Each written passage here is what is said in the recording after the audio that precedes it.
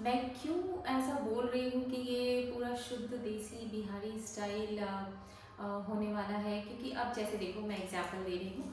हल्दी की रस्म होती है, तो हल्दी से आप लोगों को क्या विजुअलाइज होता है? Like everything is in yellow, yellow flowers, yellow decorations, yellow dresses, yellow attire, everyone is in yellow. Then थोड़ी बहुत हल्दी भी लगा लेते हैं बिकॉज अभी फेशियल वगैरह किया हुआ फेस रहता है, तो बहुत ज़्यादा हल्दी लगा के फेस को फेशियल को ख़राब नहीं करना चाहते ब्राइड्स एंड ग्रूम। तो उस तरह से हल्दी की रस्म होती है। बट जो एक्चुअल हल्दी की रस्म आती जा रही है हमारी पीढ़ियों से, और जैसा हमारी शादी में भी हुआ था 25 साल पहले, तो हल्दी की रस्म का मतलब ये होता था कि वो एक उपटन बनाते थे। हल्दी की गांठ होती है और साथ में चंदन और मेथी जिसको कहते हैं, एंड साथ में सरसों का तेल, और इन सब चीज़ों को सिलबट लोढ़ी पे पीसते हैं, और अभी भी करते हैं। इनफैक्ट अभी भी वैसे ही बनता है उपटन। तो वो उपटन बनाती है, कौन बनाती है? लड़की की बुआ हो, लड़की की दीदी हो, लड़की की मासी हो, वो उपटन को पीसती है, और उसके बदले में उनको लड़की की माँ की तरफ से कुछ गिफ्ट, साड़ियाँ, कपड़े वगैरह गिफ्ट वगैरह मिलता है हल्दी पीसने के लिए। तो हल्दी पीस रही होती हैं वो, और वो जो हल्दी पीस के अपटन उपटन बनता है, तो अपटन बोलते हैं हमारे यहाँ मिथिला में। तो जो उपटन बनता है, उस उपटन को शादी से एक हफ्ते पहले से सुबह और शाम 8-10 लेडीज़, गांव में लेडीज़ को बुलाने के लिए जाते हैं कि चलिए अभी अभी उपटन लगने वाला है, अपटन लगने वाला है। तो सारी लेडीज़ आती हैं, जुटती हैं और बैठती हैं, लड़की बीच में बैठी होती है, और सब लोग फेस में, हाथों में, पैरों में मस्त रगड़ रगड़ के वो उपटन लगा करता था। और वो एक हफ्ते तक लगेगा उपटन, और उसके बाद जब लड़की नहाएगी शादी के दिन, प्रॉपर तैयार होगी, और तब जो निखार आया करता था लड़की के चेहरे पे और हाथों पैरों में, तो वो एक्चुअल मतलब हुआ करता था उपटन का या हल्दी का। और हल्दी की रस्म एक्चुअली यही थी, और अभी भी है। तो गांव में अभी भी हम जी रहे हैं उसी रस्म को। शहरों में थोड़ा सा मॉडर्नाइज हो गया है ये, स्टिल वहाँ पे भी हल्दी की रस्म होती है, हल्दी की रस्म में हल्दी यूज़ करते हैं। बट ये जो उपटन है अभी इस शादी में, हमारी हल्दी ऐसी होने वाली है जो मैं आप सबको ज़रूर दिखाऊंगी। फिर आ जाओ आप मंडप पे। तो मंडप भी अभी आप देखोगे रिजॉर्ट्स में या जहाँ कहीं भी है, तो मंडप अभी होटल्स में, रिजॉर्ट्स में, या जहाँ शहरों में शादियाँ होती हैं, तो वो मंडप रेडीमेड बना दिया करते हैं। अच्छा खासा डेकोरेशन, पूरा थीम, फ्लोरल थीम हो या जो भी थीम लेकर हम डिसाइड करते हैं, उनके कैटलॉग्स होते हैं और उसके हिसाब से मंडप होता है। बट हमारे यहाँ जो गाँव में मंडप होता है, लड़की के पापा, चाचा, भैया, ये सब लोग जाते हैं बगीचे में, बांस के बगीचे में, जहाँ से हरे हरे बांस कट कर आते हैं, बांस की लकड़ियाँ कट के आती हैं, और फिर वो बांस की लकड़ियों को जोड़ते हैं रस्सियों से, और फिर उसकी छज्जी जैसी बनती है और पिलर्स बनते हैं, और तब उसको डेकोर किया जाता है। और उस बांस की लकड़ियों को जो मंडप को बांधते हैं, तो सबसे पहला धागा उसमें लड़की बांधती है। पंडित जी सारी रस्में वगैरह करवाते हैं, तो सबसे पहला धागा उसमें लड़की बांधती है, जो कि प्रॉपर रस्म के हिसाब से होता है। उसके बाद और सारे लोग सारे धागे बांधेंगे, और उसके छज्जे बनेंगे, और उसके बाद वो मंडप बन जाता है। तो ये है मंडप की कहानी, और हल्दी की कहानी भी हो गई। अब जैसे लेडीज संगीत की बात हो गई, तो लेडीज संगीत जो अभी है, अभी DJ music, dance, song and all, तो वो नहीं हुआ करता था। हमारे समय में भी था, और अभी भी गांव में ऐसे ही होता है कि गांव की औरतों को बुलाया जाता है। जैसे जिस वक्त उपटन होता है, तो उपटन के बाद ही जो लेडीज आई हुई हैं, वो लोग पहले तो उपटन के गीत गाएंगी, जिस वक्त उपटन लगता रहता है, उपटन के गीत गाएंगे, और उसके बाद वो लोग फिर 4-5 और शादी के गीत गाते हैं, जो कि मैथिली हो, भोजपुरी हो। अब शादी के गीत क्या हैं, जैसे आप लोगों ने सुना होगा ये गीत, आजू सिया जी के अपटन लगाओ, मंगल गीत सुनाओ, अपटन लागी रही। तो ये शारदा सिन्हा जी का गाना है, मैथिली ठाकुर जी ने भी गाया है। तो ये है अपटन का गाना। इसी तरह से और भी शादी के, और भी हर रस्म के लिए, मंडप के लिए, हल्दी के लिए, उपटन के लिए, चौकोबर होता है, बेदी पे जहाँ सिंदूरदान होता है, हर हर एक एक्टिविटी, हर एक रस्म के लिए, निरीक्षण के लिए, जहाँ पे लड़की को देखा जाता है, पहली बार बारात वाले लोग देखते हैं, तो इन सब रस्मों के लिए कुछ कुछ गीत हुआ करते थे। अब जैसे मैंने एक बात बोली अभी, निरीक्षण की बात बोली मैंने, तो निरीक्षण क्या होता है बताती हूँ। अभी जैसे वरमाला हुआ करता है ना, तो वो वरमाला नहीं होता था गांव में। अब तो वरमाला गांव में भी होने लग गया, बट पहले ज़माने में वरमाला नहीं होती थी कि शादी होने से पहले लड़की और लड़का स्टेज पर आ जाएगा और एक दूसरे को माला एक्सचेंज करेंगे, तो ये नहीं होता था। और इवन बारात के भी सारे लोग उस लड़की को देखे हुए नहीं होते थे।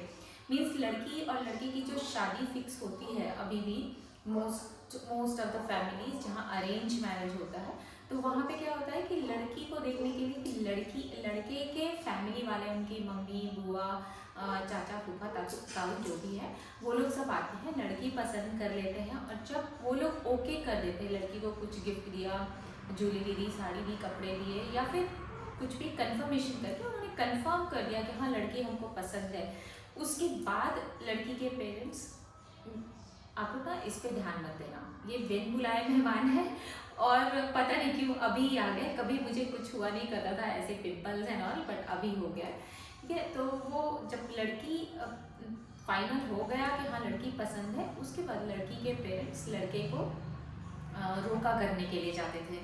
रोका मतलब छेका बोलते हैं हमारे यहाँ, जहाँ पे कुछ पैसे देकर या कुछ ज्वेलरी या गिफ्ट्स देकर ये फाइनलाइज कर लेते हैं कि अब शादी यहीं होगी, तो लड़का लड़की दोनों फाइनल हो गया। लेकिन ना तो लड़का देखा हुआ होता था लड़की को, और ना ही लड़की देखी हुई होती थी लड़के को। और बारात वाले तो नहीं देखेंगे, फैमिली के कुछ मेंबर्स देख लिया करते थे। तो जिस दिन शादी होती है, तो उस दिन सबसे पहले तो दरवाजे पे द्वार लगेगा, फिर लड़के की पूजा वगैरह उसकी फैमिली के लोग करेंगे, और कुछ और रस्में होंगी। और बाद में मंडप के पास में लड़की को लेकर आते हैं, पूरा तैयार करके, पूरी बारात के लोग एक साइड बैठते हैं, लड़की के साइड के लोग एक साइड बैठते हैं, लड़की बैठी हुई उसकी घूंघट लेकर, और एक चादर लेकर, एक जन उधर खड़ा रहेगा, एक जन इधर खड़ा रहेगा, और वो चादर पकड़ के खड़े रहते हैं। और जब वो रस्में वगैरह होती हैं, और ये मैंडेटरी होता है यहाँ पे कि लड़का वाले लोग, मतलब लड़की के जो भैंसुर होंगे, लड़का का बड़ा भाई, तो वो जेवर चढ़ाते हैं, भैंसुर ही चढ़ाते हैं, बड़े भाई। अब अपना सगा भाई नहीं है तो चचेरा, मम्मीरा, फुफेरा, कोई भी तो जेवर चढ़ाएगा। तो जब वो जेवर वगैरह चढ़ाया जाता है, उसी वक्त मुंह दिखाई पहली बार होती है लड़की की सबके सामने।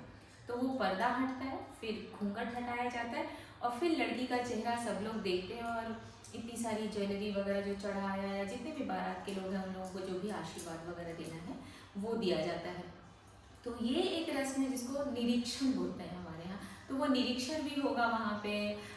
फिर मंडप में कन्यादान होगा, जहाँ पे जो भी फैमिली के मेंबर है वो अपनी लड़की का हाथ, जो पाणी ग्रहण बोलते हैं, पाणी मतलब हाथ, तो पाणी ग्रहण संस्कार होता है जहाँ पे कन्यादान करते हैं। तो कन्या का दान कर दिया, मतलब पाणी ग्रहण संस्कार हो गया।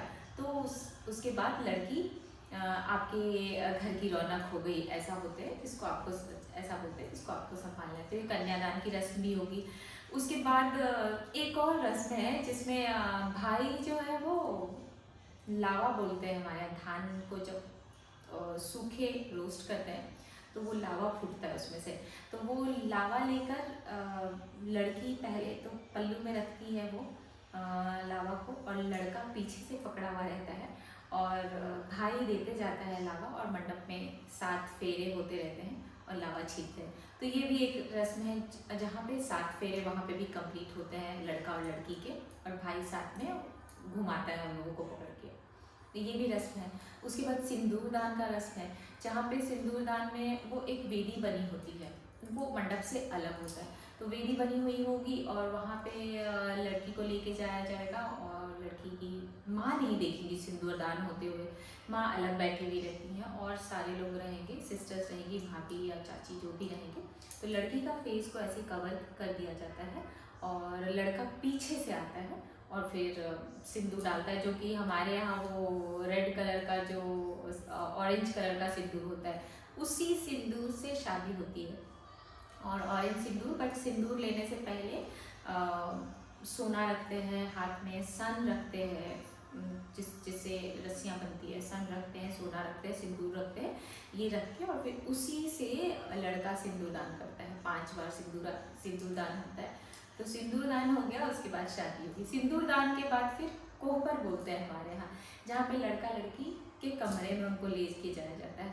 और जब उस कमरे में लेकर जाते हैं, उस वक्त पे सालियाँ जो है वहाँ दरवाज़ा छेकती हैं। तो उसके लिए भी अलग गीत है, सिंदूरदान के लिए अलग गीत है, निरीक्षण के लिए अलग गीत है, हर तरह के गीत है। और मेरी एक बुआ जी हैं जिन्होंने इस तरह के, जैसे अब शारदा सिन्हा के ओपन के गीत आप लोगों ने सुने, शादियों के और भी गीत सुने होंगे, तो मेरी बुआ जी ने ऐसे बहुत सारे गीत लिखे हैं। और मेरी बहुत दिली इच्छा है कि मैं उन गीतों को YouTube पे रिलीज़ करूं। देखती हूँ, ईश्वर की कृपा हुई तो वो ज़रूर ही होगा। और वो गीत आप लोगों को सुनने को मिलेगा ड्यूरिंग दिस शादी की रस्में। और आप लोगों को अच्छा लगे तो ज़रूर बताइएगा, ताकि हम कोशिश करें कि हम उसको रिलीज़ करें। क्योंकि वो गीत 25-30 सालों से, जब से छोटी थी और तब से सुनते ही आ रहे हैं वो गीत को हर शादियों में। बट क्या है कि वो फैमिली तक ही लिमिट है अब तक वो गीत, या फिर विलेज में, गांव में या रिश्तेदारों में लोग गा रहे हैं।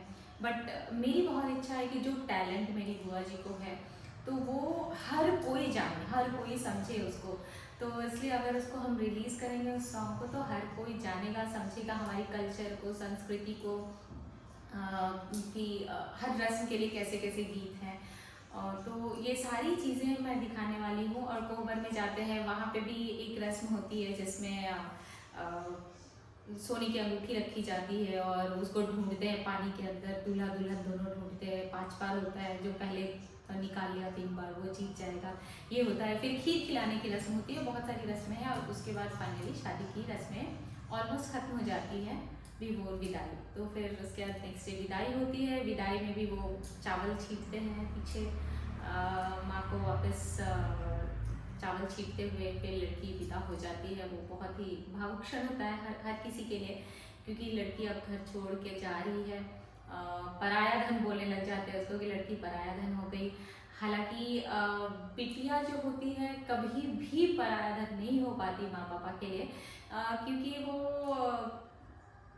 I don't know how can I explain this, but आप कितने भी दूर रहो, कैसे भी रहो, अपने पेरेंट्स के लिए, फैमिली के लिए उतना ही लगाव, उतना ही प्रेम रहता है किसी लड़की को, जितना जो लोग साथ में बैठे हुए हैं, बेटा हो बहू हो सब कुछ हो, जो लोग साथ में बैठे हो उनको जितना लगाव है उतना ही लगाव उसको, इनफैक्ट उससे ज़्यादा होता है। बिकॉज उसको दूरियां हो गई हैं अभी, और मन महसूस के रह जाती, बिकॉज अभी यही कल्चर है। अभी उसकी नई फैमिली शुरू हो गई, तो नाउ उसकी अपनी चैलेंजेस हैं। But this is the whole story of shaadi और शादी की रस्में। तो ये सारी चीज़ें मैं बताने वाली हूँ। और शादी में मैंने हल्दी से शुरुआत की। हल्दी से पहले एक रस्म होती है जिसको तिलक बोलते हैं। तो तिलक में क्या होता है कि लड़के के घर पे लड़की की फैमिली के लोग, सारे लोग जाते हैं वहाँ पे, और लड़के वाले लोग पूरी तैयारी करके रखते हैं वहाँ पे। और ये लोग जाके जो भी गिफ्ट लड़की के लिए माँ बाप को इच्छा है कि दें उनको, अब फर्नीचर्स होते हैं, फ्रिज, टीवी, वॉशिंग मशीन, और भी घर की ज़रूरतों की चीज़ें जो होंगी वो सब चीज़ें लेकर जाते हैं। और वहाँ पे लड़के को चुमाते हैं, और चुमा के और उनको वो सब देते हैं। और लड़की का भाई ये करता है सारी रस्में, और लड़की का भाई लड़के को तिलक लगाता है वहाँ पर। और उसके बाद शादी की रस्मों की शुरुआत होती है। तो ये सारी चीज़ें तो हो गई। और कोई भी शुभ काम, जो बिहार में कोई भी शुभ कार्य होता है, तो वो शुभ कार्य की शुरुआत के लिए एक गीत है। मिथिला के सारे लोग कोरिलेट करेंगे इसे। वो गीत है जो मैं अभी गाने वाली हूँ। और उसी दिन से, जैसे ही शादी पक्की हो गई, उसी दिन से सब लोग ये गीत गाना शुरू कर देते हैं। और हर चीज़ में, हर रस्म की शुरुआत से पहले ये गीत ज़रूर गाते हैं हम लोग। तो वो गीत ऐसे है।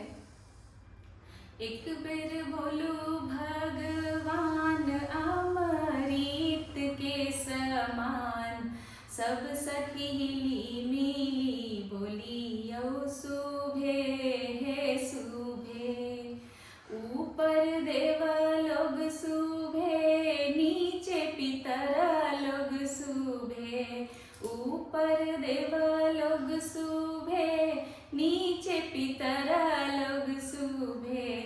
आइलै सुबह के लगन माँ सुभे हे सुभे, आइलै सुबह के लगन माँ सुभे हे सुभे, हे जनकपुर सुभे हे अवधपुर सुभे, हे जनकपुर सुभे हे अवधपुर सुभे, आइलै सुबह के लगन माँ सुभे हे सुभे, बेटी के अम्मा सुभे बेटी के पापा सुभे, बेटी के अम्मा सुभे बेटी के पापा सुभे, सब सखी मिली बोली यो सुभे हे सुभे।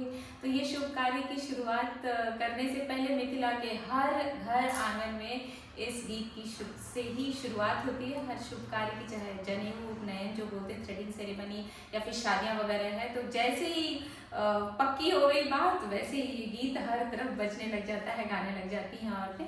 तो मैं कोशिश करूँगी ये भी गाने, इस गीत को भी रिलीज़ करूँ। बहुत जुड़ी हुई हूँ मैं इस गीत से। इसके साथ ही जो और भी रस्मों की गीत हैं मेरे पास, मैं धीरे धीरे उन गीतों को भी लाऊंगी। बट आई होप आप लोगों को ये पसंद आए और आप लोग जुड़े रहें मेरे से इन सब चीज़ों के लिए। Thank you so much. It was day 1 और अभी मैं अपने ससुराल में ही हूँ, मैं गई नहीं हूँ वहाँ पे। 26 को है तिलक, जहाँ पे तिलक में हम लोग जाएंगे और तिलक के लिए मेरी फैमिली से लोग लड़के वालों के घर पे जाएंगे और उसके बाद फिर मंडप, और जैसे मैंने एक्सप्लेन किया, मंडप होगा, हल्दी होगी, उपटन होगा, मेहंदी, संगीत, सारी चीज़ें होने वाली हैं। तो आप लोग सब जुड़े रहिए और देखिए एक असली बिहारी शादी कैसी होती है, क्योंकि आप लोगों ने resorts and beaches and hills and mountains everywhere आप लोगों ने शादी देख ली है। अब एक शुद्ध देसी शादी का मज़ा लीजिए, जुड़े रहिए। Thank you.